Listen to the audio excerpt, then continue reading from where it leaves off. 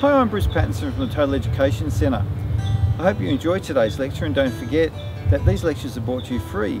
So if you give us a like, that'd be great, and don't forget, if you have any questions or any queries, click on the button below, write me a question, and we'll surely get back to you as quickly as possible. Don't forget, if you're a subscriber to our channel, you can get to select the videos that you want to have made, and if you really need some extra help, don't forget, go to our website, because on the website you have all the student notes and teacher notes for the topics that I'm lecturing on. These lectures are only in addition to those, and they'll give you all the detail that you require to do well in your studies. Thanks for watching, and we hope you enjoy the video.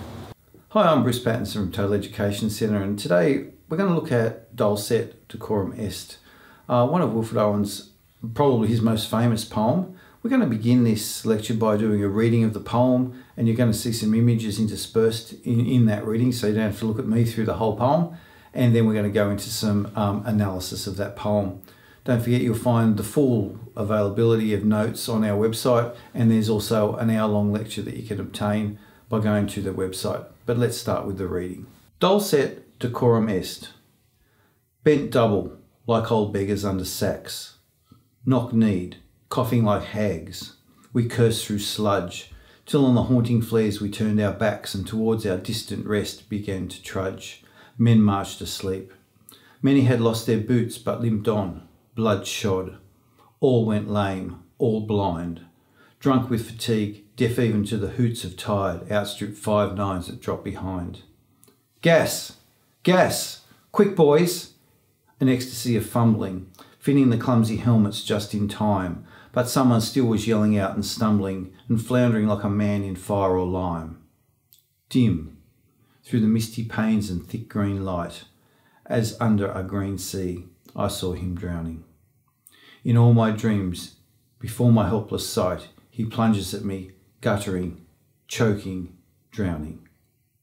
If in some smothering dreams you too could pace behind the wagon that we flung him in, and watch the wide eyes writhing in his face, his hanging face like a devil sick of sin. If you could hear at every jolt the blood come gargling from the froth-corrupted lungs, obscene as cancer, bitter as the cud of vile, incurable sores on innocent tongues. My friend, you would not tell with such high zest to children ardent for some desperate glory the old lie, Dulce et decorum est, pro patria more. Dulce et decorum est, and the title of Owen's most famous poem is from the Latin, and it's considered a reference to Horace's ancient Roman poem where he says it is sweet and decorous to die for one's country. And in the poem, Owen obviously rejects this, and this is an extremely graphic poem, and Owen was telling the people back at home that war wasn't as glorious as they thought it was. And the phrase most oft described about Owen's poetry is he describes the pity of war in many ways. And that phrase is probably overused, and we'll try and get away from that phrase, but it's something to keep in your mind as you think about the poem. The irony of the title is obvious. Dulce et decorum est, obviously he doesn't want people to die for his country. And I think that's really important to remember, that the main focus of the poem is on the horror of gas and the poisonous gas that the Germans rain down on them, and the way that the man and the individual dies, that really horrible death.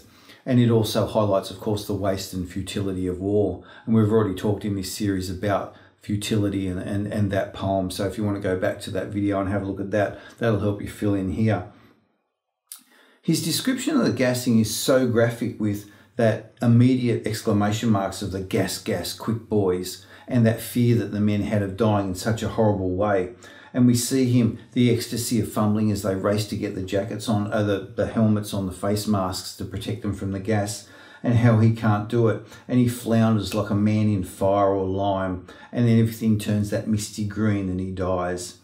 And he has that guttering, choking, drowning, and the repetition of words there is really quite scary.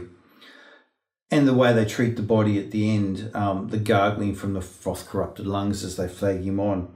Owen is a realist, and he points out and draws us back into the poem. The beginning of the poem's really about just that description and the horror. And he says, I saw him, and it's very personal. yet later in the poem he brings us into it, and that draws us in and gives us empathy with what goes on. It's a very descriptive and it's a wonderfully exciting poem, and yet in many ways at the time it was regarded very poorly. It's only in the latter half of the century that it became very popular, and we can look back. And I'm going to read you an excerpt out of the Modern English Poets book on Wilfred Owen, and it talks about how Yeats didn't include Owen in his Oxford Book of Modern Verse because he wasn't good enough. And I'll just talk to you a little bit about that and go straight into why this poem's so good. It says, when Yeats excluded Owen from the Oxford Book of Modern Verse with the phrase, "He is all blood, dirt and sucked sugar stick," he may well have been thinking of the lines like those from Dulce Et Decorum Est, and watch the wide eyes writhing in his face, his hanging face like a devil sick of sin. If you could hear at every jolt the blood come gargling from the froth-corrupted lungs. And he goes on to write in the Modern Book of Poetry, certainly Owen, in his laudable desire to shock the public out of its complacency, sometimes tends to overemphasise sheer physical suffering, can be a perilous theme for poetry, and the accumulation of physical horrors may dull rather than excite the reader's reaction. But what Yeats seems to have missed is that Owen's best work is more concerned with mental and moral damage.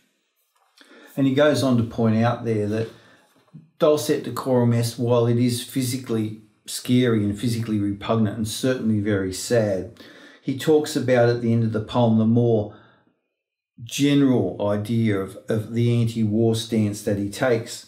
And he talks about the humanity of the soldier and how war takes that away from you.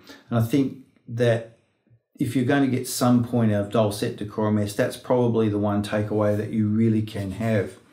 If you look very closely, there are a number of techniques we also should mention as we talk about the poem, other than the description. I talked about the use of the exclamation, the gas, gas, but look at the punctuation in the poem and that rhyme scheme in the initial stanza.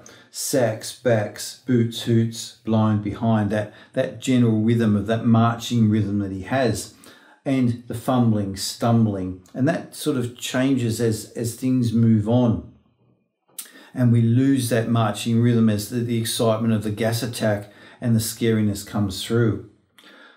You need to look at the very specific descriptions that he gives. His hanging face like a devil sick of sin, and the obvious simile there. The ecstasy of fumbling. There's no romantic imagery in this, even though some people have said Owen romanticises the idea of the horrors of war. It's not there. There is a prolific use of similes in this poem. There is also the use of onomatopoeia, guttering, choking, drowning, and that sense of powerlessness that no one can help this man, and that's what's so important. The final stanza is probably the most lengthy and complex in the poem, and the I, as I said before, has been changed to we. And here it is, the philosophical point. Owen asks us not to believe the old lie, as he calls it. Notice he capitalises that idea of lie. It is not sweet and honourable to die. It is not honourable to die for your country. The reality of war is very different. The myths that are perpetrated about war are not true.